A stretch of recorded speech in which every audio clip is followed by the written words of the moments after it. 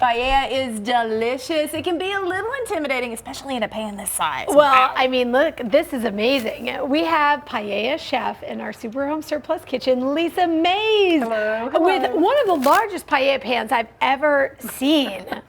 Lisa Mays is here, and she has My Paella Travels, so you will bring this to parties, and this is like part of your catering. Yes, I cook it from beginning to end in front of my guests at festivals, private parties, and I teach cooking classes in home and elsewhere, so I do this. So this is not the biggest pan I have. I know, that's what you're saying.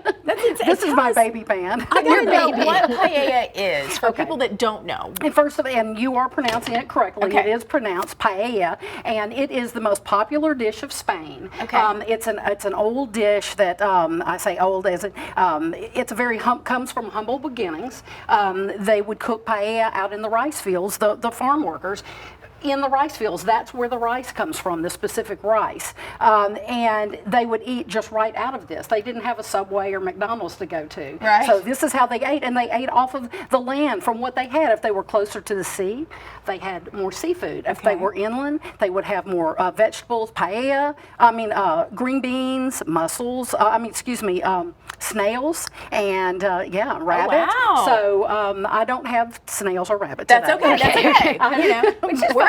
Well, what you do have is pretty amazing in that pan. Okay, so I see you have a more reasonable sized pan here, and I guess we usually think that this would be a really hard dish to make at home, but you say the rice is one of the most essential things. What type of rice should we get? Here are the essential ingredients. So you really, to have a quality product, you really have to use the paella rice, which is called bomba rice, and it's a low starch rice, so it's very forgiving. When you cook with it, it doesn't get all starchy and gummy like other rices would. So it's the opposite of a risotto. Where would you find that? I ordered this online or Whole Foods. So you can get a bag of it. So you've got that. You've got your smoked paprika. Smoked paprika. That gives the flavor of cooking over a fire in case you don't have a campfire to cook it over. And of course, the essential saffron. That's the floral. That's okay. It's very expensive. I don't want to spill it. $2,000. Yeah, right. I'm like, oh no, it's expensive. And Carol just spilled it. That's okay. That's awesome. No.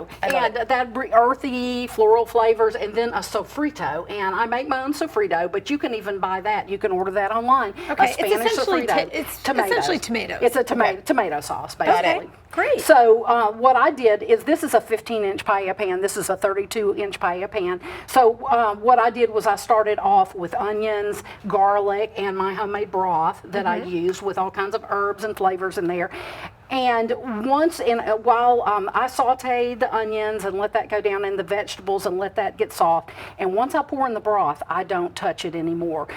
This I cook on a 3-ring burner, so you have the heat source all around. This is kind of more in the middle of it, but as it boils down, you can start adding whatever you want to. It's a blank palette. You can add chicken, When do you add the rice? I had already added the rice. Oh, with the the rice broth. is already in there. Yeah, I sauteed. I'm sorry, I sauteed the rice with the olive oil and the onions to kind of give it a little bit of caramelization before you add the broth. Before I added the broth. I got you. And go ahead. When you do this and you've got the broth started, you're doing this. This is, you said, start to finish about an hour, right? Yeah, for this probably this will be about 30 minutes. Oh, really? That's 30 minutes? Yeah, easy. Right. And especially if you have everything already chopped, and you can use leftovers if you have leftover chicken. If you're seafood lovers, as you see, I smoke the chicken legs at home in my smoker. Anything, it's the sky's the limit. Whatever you like would be in here. And you know what? If you didn't want anything else other than, I use local chorizo sausage, and that's the thing about what sets my paella different around here. I use as many local ingredients as I can get around here. I use a local chorizo from Carnivore in Franklin, which is awesome, and it's a Spanish chorizo. It's different from the chorizo, what comes to what you would think. So they have their own Spanish chorizo. I use local vegetables when in season. I use southern shrimp. I use southern clams. So, okay, I'm watching this boil. You would just leave it alone. You would just let it just keep boiling like that. Right. You wouldn't stir it at all. That is correct. Cover it. That is correct. You don't want to cover it, because the whole point of this flat pan, and I'm glad you brought your pan, because so my mom, Barb Chandler, brought me this. I was given this, and honestly, I was always so nervous on how to make paella. paella, but now I've got a little bit of courage. I love the fact that you said, now when you've got to this point, Lisa, then when do you start adding all of these beautiful different textures and lining it up like this? It depends. If it's if it needs cooking, say chicken, you go ahead and start putting it in now. Okay. If it's you can layer it with asparagus. And I was going to say, and I want everybody to know that if you don't have a paella pan like this, you can still make paella for your family. This is a flat surface. You just need a flat surface. Yes, and you want it to evaporate out. You don't want a tall, skinny pan. And this lets all of the deliciousness aroma come out, and you start smelling it, and it smells delicious.